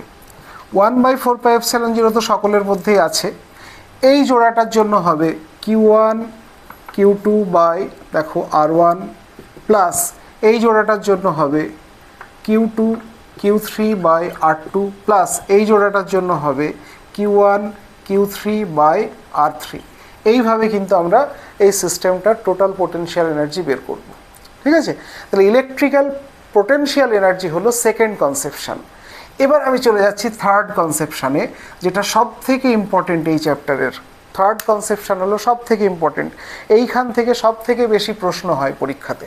ঠিক আছে, এই কনসেপশনটা হচ্ছে ই আর ভি এর মধ্যে relation between E and V. Relation between E and V, electric field আর ইলেকট্রিক পোটেনশিয়াল, এদের মধ্যে কি সম্পর্ক আছে, এই সম্পর্কের উপর বেস করে সব থেকে বেশি প্রবলেম হয় পরীক্ষাতে। এই সম্পর্কটা হচ্ছে, যেমন ইলেকট্রিক ফিল্ড তো একটা ভেক্টর মানে তার তিনটে কম্পোনেন্ট থাকবে, E1 I cap plus E2 J cap plus E3 K cap, তিনটে কম্পোনেন্ট। এই কম্পোনেন্টগুলো আমরা পাবো কী করে? যদি তোমার ভি দেওয়া থাকে, প্রথম কম্পোনেন্ট পাওয়ার জন্য আমাকে করতে হবে কি, ভিকে এক্সের রেসপেক্টে ডেরিভেটিভ করতে হবে ওয়াই আর জেডকে কনস্ট্যান্ট রেখে, তার মানে পার্শিয়াল ডিফারেন্সিয়েশন। E2 পেতে গেলে কি করতে হবে, ভিকে ওয়াইয়ের রেসপেক্টে ডেরিভেটিভ করতে হবে, আর E3 পেতে গেলে কি করতে হবে, ভিকে জেডের রেসপেক্টে ডেরিভেটিভ করতে হবে। এই চিহ্নগুলো হচ্ছে পার্শিয়াল ডিফারেন্সিয়েশনের চিহ্ন। মানে আমি যখন এক্সের রেসপেক্টে ভিকে ডেরিভেটিভ করছি তখন ওয়াই আর জেড কিন্তু কনস্ট্যান্ট আছে, আমি যখন ওয়াইয়ের রেসপেক্টে ডেরিভেটিভ করছি তখন এক্স আর জেড কনস্ট্যান্ট আছে। তার মানে এই যে ডিফারেন্সিয়েশনগুলো, এগুলো হচ্ছে পার্শিয়াল ডিফারেন্সিয়েশন, সেই জন্য এরকম চিহ্ন দিতে হবে। ঠিক আছে, আমি এইটার উপরে জাস্ট একটা অঙ্ক তোমাদের দেখাই। ধরো বলা হলো ভি এর ভ্যালু ধরো দেওয়া আছে এরকম 2 এক্স স্কোয়ার ওয়াই ধরো দেওয়া আছে, দিয়ে তোমাকে বলল যে 1 2 বিন্দুতে, এই বিন্দুতে ই বের করতে হবে, ইলেকট্রিক ফিল্ড কত এটা বের করতে হবে। দেখো ভি এর যে এক্সপ্রেশন তার মধ্যে কিন্তু জেড নেই, জেড যদি না থাকে তাহলে এই থার্ড কম্পোনেন্ট আমার বের করার কোনো দরকারও নেই, আমার শুধু এই দুটো কম্পোনেন্ট থাকবে। E1 কত হবে, দেখো E1 হচ্ছে minus del V del x, minus del V del x মানে ভিকে এক্সের রেসপেক্টে ডেরিভেটিভ করবো, ওয়াইকে কিন্তু কনস্ট্যান্ট রাখবো। তাহলে একে যদি এক্সের রেসপেক্টে ডেরিভেটিভ করি তাহলে দেখো এটা হবে 4x আর ওয়াই কনস্ট্যান্ট আছে। আমি যদি E2কে বের করতে চাই, E2 বের করতে গেলে কী করতে হবে, ভিকে ওয়াইয়ের রেসপেক্টে ডেরিভেটিভ করতে হবে। তাহলে একে যদি ওয়াইয়ের রেসপেক্টে ডেরিভেটিভ করি, এক্সকে কনস্ট্যান্ট রেখে দিই, তাহলে দেখো এটা হবে -2x স্কোয়ার। ঠিক আছে, তাহলে টোটাল ইলেকট্রিক ফিল্ড ভেক্টরটা কত হয়ে গেল, দেখো ফর্মুলা দেখো E1 i cap plus E2 j cap, তাহলে E1 মানে এইটা -4xy i cap minus 2x square j cap. এইবার তুমি যদি ভ্যালুগুলো বসিয়ে দাও, এক্সের জায়গায় বসবে 1 আর ওয়াইয়ের জায়গায় বসবে 2, তাহলে এক্সের জায়গায় যদি 1 বসাও, ওয়াইয়ের জায়গায় যদি 2 বসাও, তাহলে দেখো এটা হবে 8, তাহলে -8 i cap minus 2x square, এক্সের জায়গায় যদি 1 বসিয়ে দাও দেখো 2, তাহলে -2 j ক্যাপ। তাহলে এই হয়ে গেল ইলেকট্রিক ফিল্ডের ভ্যালু। এই রকম জাতীয় প্রশ্ন কিন্তু এখান থেকে সমাধান করতে হতে পারে। ঠিক আছে, তাহলে আমরা তোমার থার্ড চ্যাপ্টারের ভিডিও কমপ্লিট করলাম, এবার আমি চলে যাব ফোর্থ বা লাস্ট চ্যাপ্টারে। আচ্ছা, আমরা এবার ইলেকট্রোস্ট্যাটিক্স চ্যাপ্টারের মানে ইলেকট্রোস্ট্যাটিক্স বিভাগটার শেষ চ্যাপ্টারে চলে এসেছি। শেষ চ্যাপ্টার হচ্ছে ধারক ও ধারকত্ব, ক্যাপাসিটার অ্যান্ড ক্যাপাসিটেন্স। তো এই জিনিসটা কি একটুখানি জাস্ট তোমাদের প্রাথমিক ধারণা দিই। এখানে আমরা 4টে কনসেপশন নিয়ে আলোচনা করব। প্রথম কনসেপশনটা হচ্ছে যে ধারক ব্যাপারটা কি, ধারক কি ধারণ করবে। ধারক হচ্ছে, এটা হচ্ছে একটা যে কোনো বস্তু যে কিছু আধান ধারণ করবে। এখানে যে জিনিসটা ধারণ করার কথা বলা হচ্ছে সেটা হচ্ছে আধান ধারণ করার কথা। ঠিক আছে, ধরো তুমি একটা কন্ডাক্টরকে কিউ আধান দিলে, ধরো যে কোনো শেপের একটা কন্ডাক্টর, তাকে তুমি কিউ আধান দিয়েছো। এই কিউ আধান দেওয়ার ফলে এর বিভব বেড়ে যাবে। এর বিভব যদি ভি পরিমাণ বৃদ্ধি পায় তাহলে আমরা এর যে ধারকত্ব সেই ধারকত্বটা হবে কিউ বাই ভি, অথবা আমরা এখান থেকে লিখতে পারবো কিউ সমান সিভি। এইটা হচ্ছে তোমার ধারকত্বের ফর্মুলা। ধারকত্বের একক কি হবে, ধারকত্বের আমরা যদি সি এর একক দেখি, সি এর একক হচ্ছে দেখো কিউ মানে চার্জ, চার্জের একক হচ্ছে কুলম, আর বিভবের একক হচ্ছে ভোল্ট। কুলম বাই ভোল্ট এইটাকে আমরা সংক্ষেপে বলবো ফ্যারাড। তাহলে ধারকত্বের একক হয়ে গেল ফ্যারাড। ফ্যারাড একটা বিরাট বড় একক, সেই জন্য আমরা ছোট ছোট একক ব্যবহার করব। 1 মাইক্রোফ্যারাড সমান হবে 10⁻⁻6 ফ্যারাড, তারপরে 1 ন্যানো ফ্যারাড এর মানে হবে 10⁻⁹ ফ্যারাড, এইরকম। ঠিক আছে, তো এই হচ্ছে ধারক। তার মানে ধারক মানে হলো যে কোনো কন্ডাক্টর যে কিছু পরিমাণ চার্জকে ধারণ করবে, সেই হলো ধারক। ঠিক আছে, তো এইবার এই ধারককে যদি চার্জ দেওয়া হয় তাহলে যেমন এই ইকুয়েশনগুলো হোল্ড করে, তেমনি এই ধারকের মধ্যে একটা এনার্জিও স্টোর হয়। হ্যাঁ, ধারকের মধ্যে যে এনার্জি স্টোর হয়, কারণ আমি তোমাদের একটু আগেই বোঝালাম যে কোনো একটা জায়গাতে যদি একটা চার্জ ডিস্ট্রিবিউশন থাকে, অনেক চার্জ এক জায়গায় থাকে, তাহলে সেই সিস্টেমটার কিন্তু একটা শক্তি তৈরি হয়, এনার্জি তৈরি হয়। তো এখানে ধারক এর উপরে তুমি চার্জ রেখেছো, তাহলে তো এর শক্তি তৈরি হবেই। এর যে শক্তিটা হয় সেই শক্তিকে আমরা 3টে ফর্মুলা দিয়ে প্রকাশ করতে পারি। একটা হচ্ছে হাফ সিভি স্কোয়ার, এটা একটা ফর্মুলা। আর একটা ফর্মুলা হচ্ছে হাফ কিউ ভি, সেটা একটা ফর্মুলা। আর একটা হচ্ছে কিউ স্কোয়ার বাই 2c। এই 3টে ফর্মুলার যে কোনো একটাকে কাজে লাগিয়ে কিন্তু আমরা ধারকের মধ্যে যে শক্তিটা সঞ্চিত থাকে, আমরা সেই শক্তিটাকে এখান থেকে বের করে নিতে পারবো। ঠিক আছে, আশা করছি যে তোমাদের ধারকের কনসেপশন আমি দিতে পেরেছি। ঠিক আছে, এবার আমরা চলে যাচ্ছি সেকেন্ড কনসেপশনে। সেকেন্ড কনসেপশনটা কি, সেটা হচ্ছে তোমার আধান বন্টন। আধান বন্টন বা চার্জ ডিস্ট্রিবিউশন। কীরকম? ধরো তোমাকে দুটো ধারক দেয়া হয়েছে, এ একটা ধারক আর এ একটা ধারক, দুটো ধারক দেয়া হয়েছে। এই দুটো ধারকের ধরা যাক এর ধারকত্ব হচ্ছে C1, এর ধারকত্ব হচ্ছে C2। একে যে চার্জ দিয়েছো সেটা Q1 চার্জ, একে যে চার্জ দিয়েছো সেটা হচ্ছে Q2 চার্জ।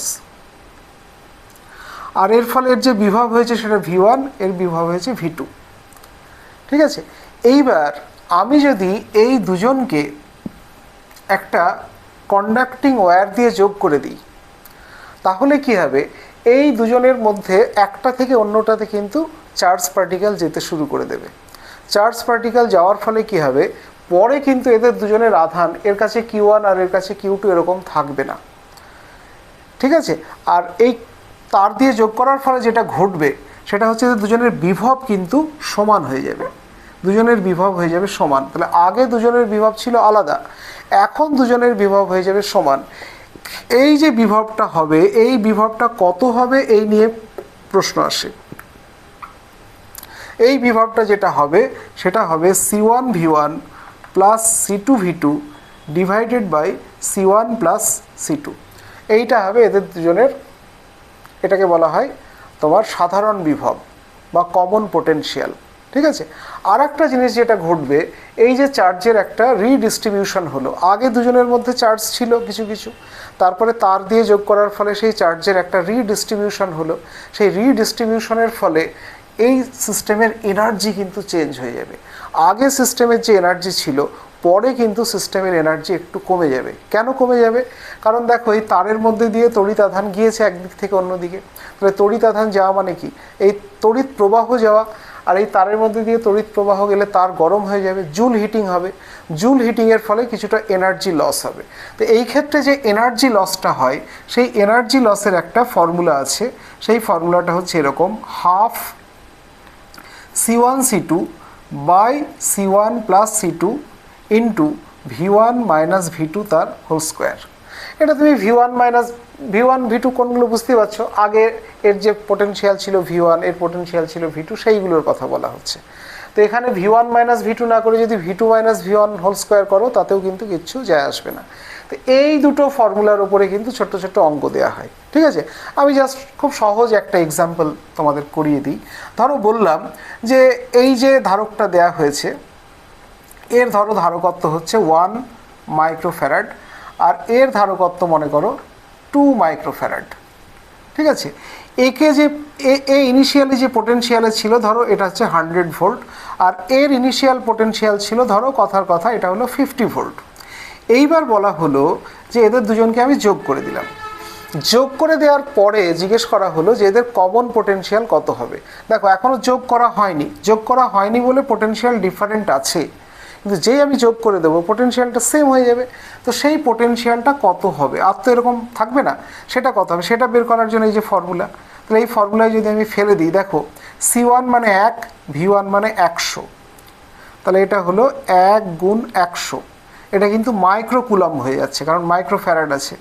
আর C2 কত? C2 হচ্ছে 2 গুণ 50, তাহলে এত micro coulomb divided by C1 plus C2। C1 মানে হচ্ছে 1 আর C2 মানে হচ্ছে 2, তাহলে এত ভোল্ট হয়ে যাবে। কারণ ওপরে দেখো মাইক্রো কুলম্ব, নিচে দেখো মাইক্রো ফ্যারাড, মাইক্রো কেটে গিয়ে কিন্তু ভোল্টই থেকে গেল। তাহলে এত ভোল্ট হবে এদের দুজনের সাধারণ বিভব। দেখো 100 100 200, 200 বাই 3 এদের দুজনের যে কমন বিভব হবে সেটা হবে 200 বাই 3। আর কতটা এনার্জি লস হবে সেটা এই ফর্মুলায় যদি আমরা ফেলে দিই, তাহলে কিন্তু এনার্জি লসটাও আমরা খুব সহজে বের করে ফেলতে পারবো। ঠিক আছে, তো এই ধরনের অঙ্ক তোমাদের এখান থেকে দেয়া হয়, এগুলো আশা করছি তোমরা বুঝতে পারছো। তাহলে কনসেপ্ট 2 আমাদের হয়ে গেল। এবার আমি চলে যাব কনসেপ্ট 3-তে।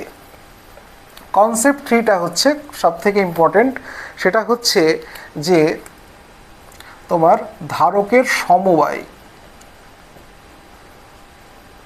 ধারকের সমবায় বা কম্বিনেশন অফ ক্যাপাসিটার্স। কম্বিনেশন কিন্তু দু রকমের হতে পারে, তোমরা আগে থেকেই জানো। একটাকে বলা হয় শ্রেণী সমবায় বা সিরিজ কম্বিনেশন, আর একটাকে বলা হয় সমান্তরাল সমবায় বা প্যারালাল কম্বিনেশন। শ্রেণী সমবায়ের ক্ষেত্রে কি হয়, আচ্ছা আমি তোমাদের নিশ্চয়ই মনে আছে, আমি সেজন্য বলিনি, ধারকের জন্য যে চিহ্ন ব্যবহার করা হয়, চিহ্নগুলো হচ্ছে এরকম। ধরো এটা একটা ধারক, এর সঙ্গে আরেকটা ধারক এইভাবে জোড়া হলো, আরেকটা ধারককে এইভাবে জোড়া হলো। এইভাবে যদি পরপর ধারকগুলোকে জোড়া হয়, ধরো এটা হলো C1, এটা C2, এটা C3, এরকমভাবে যদি জোড়া হয় তাহলে এটাকে আমরা বলবো শ্রেণী সমবায়। আর সমান্তরাল সমবায়টা কেমন,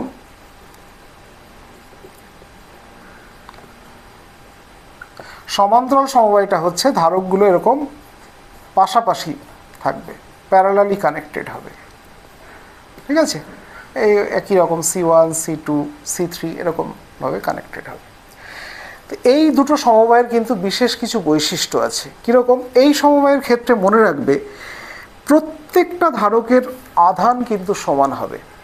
তাহলে আমরা কি বলতে পারি, প্রত্যেকের আধান সমান, ধারকত্ব যাই হোক, এর ধারকত্ব হয়তো 10 মাইক্রোফ্যারাড, এর হয়তো 1 মাইক্রোফ্যারাড, এর হয়তো 100 মাইক্রোফ্যারাড, তাতে কিচ্ছু যায় আসবে না, প্রত্যেকের আধান কিন্তু সমান হবে। সমান হবে না কোনটা, বিভব হবে আলাদা, প্রত্যেকের বিভব হয়ে যাবে আলাদা, ঠিক আছে। এখানে পুরো উল্টো, এখানে কি হবে, প্রত্যেকের অ্যাক্রসে ভোল্টেজ সমান হবে। কারণ কি, আমরা তো একটা ব্যাটারির সঙ্গে যুক্ত করবো, একে চার্জ করার জন্য ব্যাটারির সঙ্গে যুক্ত করব। দেখো প্রত্যেকটা ধারকের অ্যাক্রসে কিন্তু এই একই ব্যাটারি যুক্ত আছে, প্রত্যেকের অ্যাক্রসে ভোল্টেজ কিন্তু সমান হবে। তাহলে এখানে কি হবে, কোনটা সমান হবে, বিভব হবে সমান, আর চার্জ হয়ে যাবে আলাদা, আধান হয়ে যাবে এখানে আলাদা আলাদা, ঠিক আছে। আর একটা জিনিস যেটা, সেটা হচ্ছে এর তুল্য ধারকত্ব বের করতে হবে। তুল্য ধারকত্ব মানে কি, এরা তিনজন মিলে টোটাল যে ক্যাপাসিটেন্স তৈরি করছে, কোনো একটা ধারক যদি একা সেই ক্যাপাসিটেন্স তৈরি করতে পারে, সেইটা আমরা কিভাবে বের করব, সেইটা বের করার ফর্মুলা হচ্ছে 1/C = 1/C1 + 1/C2 + 1/C3। আর এর বেলায় যেটা তুল্য ধারকত্ব বের করার ফর্মুলা, সেটা হচ্ছে জাস্ট যোগ করা, C1 + C2 + C3। তোমরা খেয়াল করে দেখো, রেজিস্ট্যান্সের যেরকম কম্বিনেশান ছিল তার ঠিক উল্টো কম্বিনেশান, এটা মাথায় রাখো, ঠিক আছে। এবার অনেক সময় কি হবে, তিনটের বদলে দুটো ধারকের বের করতে হবে। যদি তিনটের বদলে দুটো ধারক থাকে, তাহলে একবারে তুল্য ধারকত্ব বের করতে পারবো আমরা গুণফল বাই যোগফল, এই ফর্মুলা দিয়ে। ধরো বলা হয়েছে এরকম দুটো ধারক আছে,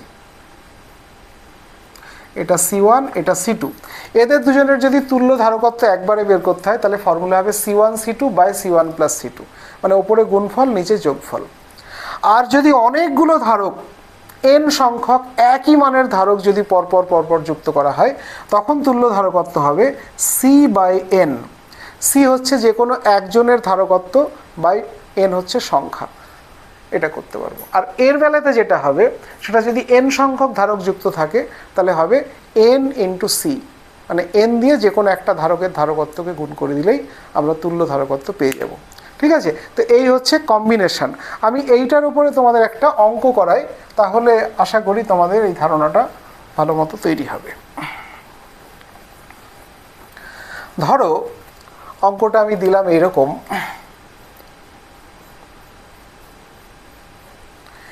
এইরকম একটা কম্বিনেশন বানানো হয়েছে, দিয়ে এই কম্বিনেশনটাকে একটা ব্যাটারির সঙ্গে যুক্ত করে দেওয়া হয়েছে। ধরো এটা হলো 12 মাইক্রোকুলম, এটা 12 মাইক্রোকুলম, এটাও 12 মাইক্রোকুলম, আর এইটা হলো 4 মাইক্রোকুলম। আর এখানে যে ব্যাটারি যুক্ত আছে, ধরো ব্যাটারিটার ভোল্টেজ হচ্ছে 12 ভোল্ট। এবার তোমাকে বলা হলো যে এই যে কম্বিনেশনটা, এই কম্বিনেশনের তুল্য ধারকত্ব কত, তোমরা কীভাবে বের করব। দেখো একটু আগেই শেখালাম, এখানে দেখো তিনটে ধারক, প্রত্যেকের ধারকত্ব সমান, তিনজন শ্রেণীতে যুক্ত আছে, তাহলে এদের তিনজনের জন্য টোটাল ধারকত্ব কত হবে, যে বললাম যে কোনো একটা বাই সংখ্যা, তাহলে এদের তিনজনের টোটাল ধারকত্ব কত হয়ে গেল, 12 বাই সংখ্যা হচ্ছে 3, তার মানে 4 মাইক্রোফ্যারাড। এদের তিনজনের টোটাল ধারকত্ব হলো 4 মাইক্রোফ্যারাড। এবার ভাবো, আমি ভাবতে পারি এখানে 4 আছে, এই 4-এর সঙ্গে এই 4 আবার প্যারালালে আছে, তাহলে দুজনের মিলে টোটাল ধারকত্ব কত হয়ে যাবে, তাহলে হবে 4 + 4 মানে 8 মাইক্রোফ্যারাড। তাহলে একটা উত্তর হয়ে গেল, এই সমবায়ের তুল্য ধারকত্ব হয়ে গেল তোমার 8 মাইক্রোফ্যারাড, সি ইকুইভ্যালেন্ট, এটা হয়ে গেল 8 মাইক্রোফ্যারাড। দ্বিতীয় কোশ্চেন করা হয়েছে যে এই ধারকগুলোর আধান কত হবে, কে কত আধান পাবে। তো দেখো আধান কি করে পাওয়া যাবে আমরা বের করতে পারি। দেখো এ হচ্ছে 4 মাইক্রোফ্যারাড, সরি এগুলো কুলম লিখেছি, এগুলো হচ্ছে ফ্যারাড হবে।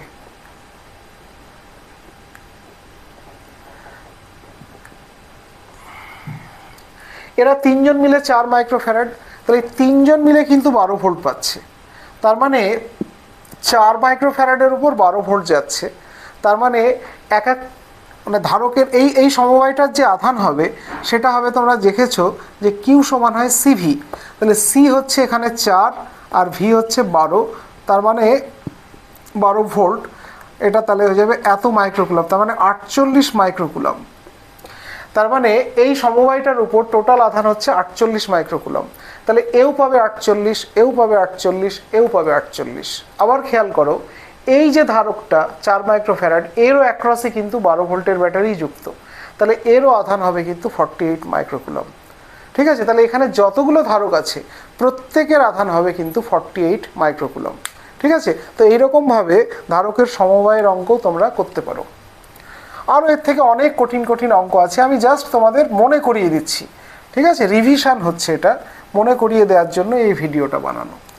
এবার আমরা চলে যাচ্ছি কনসেপ্ট 4-এ, লাস্ট কনসেপশন তোমাদের এই চ্যাপ্টারের বা এই পুরো ইলেকট্রোস্ট্যাটিক্সের, সেটা হচ্ছে ধারক। আমরা এতক্ষণ ধারকত্ব বা ধারক কথাটাও বলেছি, কিন্তু প্র্যাকটিক্যালি আমরা যখন ধারক তৈরি করব কিভাবে করব, তার আগে একটুখানি আমি তোমাদের বলে দিই ধারকটাকে কোথায় কাজে লাগানো হয়। ধারককে কাজে লাগানো হয়, ধারক দেখো এনার্জি স্টোর করে রাখে। কিসের আকারে এনার্জি স্টোর করে? চার্জের আকারে এনার্জি স্টোর করে রাখে। ঠিক আছে, তুমি যদি একটা যে কোনো কন্ডাক্টর নাও, সেও কিন্তু ধারকের কাজ করবে। কিন্তু ভাবো এই ধারকটাকে যদি তুমি চার্জ করো, তাহলে এর এনার্জি কিন্তু অসীম দূরত্ব পর্যন্ত ছড়িয়ে থাকবে, অসীম দূরত্ব পর্যন্ত। তাহলে এর কাছ থেকে হঠাৎ যদি এনার্জি দরকার হয়, তাহলে কিন্তু এই এনার্জি দিতে পারবে না। তোমাদের আমি বলি ধারককে কোথায় কাজে লাগানো হয়। কিছু কিছু ইলেকট্রিক্যাল যন্ত্রপাতি প্রথম চলা শুরু করতে গিয়ে প্রচুর কারেন্টের দরকার হয়, যেমন ধরো ফ্যান, তারপরে মোটর, এসি, এয়ার কন্ডিশনার, এই সমস্ত যন্ত্রপাতিগুলো প্রথম যখন চলাটা স্টার্ট হয়, ধরো শুরুতেই হয়তো দেখা গেল 20 অ্যাম্পিয়ার কি 25 অ্যাম্পিয়ার কারেন্ট দরকার, কিন্তু অত কারেন্ট তো সাপ্লাই থেকে পাওয়া যায় না। তাহলে শুরুটা কিভাবে হবে? এই শুরু করে দেওয়ার কাজটা করে ধারক। এই সমস্ত যন্ত্রপাতিগুলোর মধ্যে একটা করে ধারক থাকে। এই ধারকগুলো কি করে? এনার্জি স্টোর করে রেখে দেয়, এবার দরকার যখন হয় হঠাৎ করে ওই এনার্জিটা দিতে পারে। এবার ভাবো ধারকে যদি আমরা একটা কন্ডাক্টর ব্যবহার করি, তাহলে তার এনার্জি কিন্তু অসীম দূরত্ব পর্যন্ত ছড়িয়ে থাকবে, তাহলে হঠাৎ করে ও দিতে পারবে না। সেই জন্য করা হয় কি, প্র্যাকটিক্যাল যে ধারকগুলো বানানো হয় সেই ধারকে সবসময় দুটো প্লেট ব্যবহার করা হয়। ঠিক আছে, কীরকম দুটো প্লেট? এরকম হতে পারে, পাশাপাশি রাখা হতে পারে, এরকম পাশাপাশি দুটো প্লেট রেখে ধারক বানানো হতে পারে। একটা প্লেটকে করে দেওয়া হয় গ্রাউন্ডেড, আর একটা প্লেট থাকে অন্তরিত। ঠিক আছে, ধরো আমি এখানে কিছু পজিটিভ আধান দিয়েছি, এখানে আবেশের জন্য নেগেটিভ আধান তৈরি হবে, এটা একটা ধারক। আবার হতে পারে কি, এইটাকে বলা হয় প্যারালাল প্লেট ক্যাপাসিটার। আর এক ধরনের ধারক হয় স্ফেরিক্যাল ক্যাপাসিটার। ধরো ভিতরে একটা স্ফিয়ার, তাকে ঘিরে আর একটা স্ফিয়ার। ঠিক আছে, ধরো এর ব্যাসার্ধ হলো এ, এর ব্যাসার্ধ হয়ে গেল বি। আমি একে পজিটিভ আধান দিলাম আর একে গ্রাউন্ড করে দিলাম, এখানে আবেশের জন্য তোমার নেগেটিভ আধান তৈরি হয়ে গেল। এই রকম ধারকের যে ধারকত্ব হয়, ধরো এই প্লেট দুটোর মধ্যে ডিস্টেন্স হচ্ছে ডি। আচ্ছা, ইলেকট্রিক ফিল্ড এখান থেকে এইদিকে কাজ করছে। খেয়াল করো এখানে কিন্তু ইলেকট্রিক ফিল্ড পুরো বাউন্ডেড হয়ে গেছে, এইটুকু অঞ্চলের মধ্যেই কিন্তু ইলেকট্রিক ফিল্ড কাজ করছে, এইটুকু অঞ্চলের মধ্যে, এর বাইরে নেই। তার মানে কি, সমস্ত এনার্জি এইটুকু জায়গার মধ্যে স্টোর হয়ে আছে। এখানেও তাই, দেখো যত এনার্জি শুধু এই দুটো প্লেটের মাঝের অঞ্চলটার মধ্যে স্টোর হয়ে আছে। কিন্তু যদি একটা সিঙ্গেল ধারক ব্যবহার করতাম, একটা কন্ডাক্টর, তাহলে তার এনার্জি কিন্তু অসীম পর্যন্ত ছড়িয়ে থাকতো, তাহলে হঠাৎ করে প্রয়োজন পড়লেও দিতে পারতো না। তো এক্ষেত্রে যে ধারকত্বের ফর্মুলা হয় সেটা হয় এরকম, ε0 A/D। এপসাইলন জিরো তো বুঝতেই পারছো ফ্রি স্পেস পারমিটিভিটি। এ হচ্ছে এই প্লেটের ক্ষেত্রফল। অ্যাকচুয়ালি এরকম দুটো প্লেট, প্যারালাল প্লেট, এই প্লেটের ক্ষেত্রফল হচ্ছে এ, আর ডি হচ্ছে এদের মাঝে ডিস্টেন্স। এক্ষেত্রে যে ধারকত্ব হয় সেটা হয় এরকম 4 pi epsilon zero by 1/a minus 1/b। ঠিক আছে, এইটা হয়ে যাচ্ছে এদের ধারকত্ব। তো এইখান থেকে একটু ডিফারেন্ট টাইপের প্রশ্ন দেওয়া হয়, অঙ্ক দেওয়া হয়। আমি সেই ধরনের একটা দুটো অঙ্ক তোমাদের একটুখানি দেখাবো। সবসময় যে এরকমভাবে থাকবে তা নয়। এখানে যদি এই মধ্যবর্তী অঞ্চলটা যদি শূন্য স্থান হয় তাহলে এপসাইলন জিরো হবে, কিন্তু যদি এই দুটো প্লেটের মাঝে আমরা কোনো পরাবৈদ্যুতিক মিডিয়াম রেখে দিই, মানে ডাইইলেকট্রিক মিডিয়াম, তোমরা জানো যেগুলো অপরিবাহী পদার্থ, সেই রকম কোনো মিডিয়াম যদি এখানে রেখে দিই, তখন এটা কিন্তু হয়ে যাবে কে দিয়ে গুণ হয়ে যাবে, epsilon zero A K by D. ঠিক আছে, অনেক সময় এইখানে একটা পরাবিদ্যুৎ না রেখে দু রকমের পরাবিদ্যুৎ রাখা হয়। ঠিক আছে, ধরো বলা হলো এখান থেকে এইটুকু এটা হচ্ছে D1, এখান থেকে এইটুকু এটা হলো D2, এখানে পরাবৈদ্যুতিক মিডিয়াম K1, এখানে K2। তাহলে এক্ষেত্রে ধারকত্ব কত হবে সেটাও কিন্তু তোমাদের করতে হবে। এই সব ক্ষেত্রে কি হয়, এইভাবে করতে হয় D1 by K1 plus D2 by K2। আবার অনেক সময় প্লেট দুটোকে এইভাবে ভাগ করা হয়, ধরো এইটুকুর মধ্যে K1, এইটুকুর মধ্যে K2, এইটার ক্ষেত্রফল A1, এইটার ক্ষেত্রফল A2। ঠিক আছে, এই সব ক্ষেত্রে যেটা হবে সেটা হবে এরকম epsilon zero A1 K1 by distance, দেখো এখানে ফিক্সড D, প্লাস এইটার বেলাতে হবে epsilon zero A2 K2 by D। তার মানে আমরা যদি এপসাইলন জিরো বাই ডিটাকে কমন নিই তাহলে দেখো এটা হবে A1 K1 plus A2 K2। ঠিক আছে, এইরকমভাবেও কিন্তু মিশ্র পরাবিদ্যুৎ রেখেও ধারক বানানো হয়। ঠিক আছে, আমি জাস্ট এইটার উপরে একটা অঙ্ক তোমাদের দেব, তাহলে ধারণাটা তৈরি হয়ে যাবে। ঠিক আছে, ধরো বলা হলো এখানে শুরুতে কোনো পরাবৈদ্যুতিক পদার্থ ছিল না, সেই অবস্থায় এই দুটো প্লেটের মাঝে টোটাল যে ডিস্টেন্স, ধরো টোটাল ডিস্টেন্সটা হচ্ছে D, কোনো পরাবৈদ্যুতিক মিডিয়াম নেই এখানে। তাহলে এই অবস্থায় যে ধারকত্ব, এটাকে আমি বললাম C1, সেটা হচ্ছে epsilon zero A by D। এবার করা হলো কি, ঠিক মাঝখান দিয়ে আমরা এখানে একটা পরাবৈদ্যুতিক মিডিয়াম প্রবেশ করলাম, ধরো এর কে হলো 2 আর এর কে হলো 4। এইবার জিজ্ঞেস করা হলো এখন ধারকত্ব যেটা হবে সেটা আগের তুলনায় কত গুণ। তো আমরা কীভাবে বের করব, দেখো এখনকার ধারকত্ব যদি আমি C2 ধরি তাহলে এই ফর্মুলায় যেতে হবে আমাকে, epsilon zero A by D1। দেখো D1টা কী হবে, হাফ হাফ করে দিয়েছো, D1টা হবে D বাই 2 আর D2টাও হবে D বাই 2। তাহলে D1 মানে D বাই 2 আর K1 মানে হচ্ছে দেখো 2, প্লাস D2 মানেও D বাই 2 আর K2 মানে হচ্ছে 4। তাহলে এটা কত হয়ে গেল, দেখো এখানে 4 আর এখানে 8, তাহলে লসাগু হয়ে গেল 8। তাহলে ওপরে চলে গেল 8 এপসাইলন জিরো A, আর নিচে দেখো চলে গেল এখানে 4 এখানে 8, তার মানে এটা 2D আর ওটা D, তার মানে হচ্ছে 3D। তার মানে 8 বাই 3 আর epsilon zero A by D, এটা মানেই দেখো C1 ছিল। তাহলে এখন যে ধারকত্বটা হবে সেটা দেখো আগে যে ধারকত্ব ছিল তার 8-এর 3 গুণ।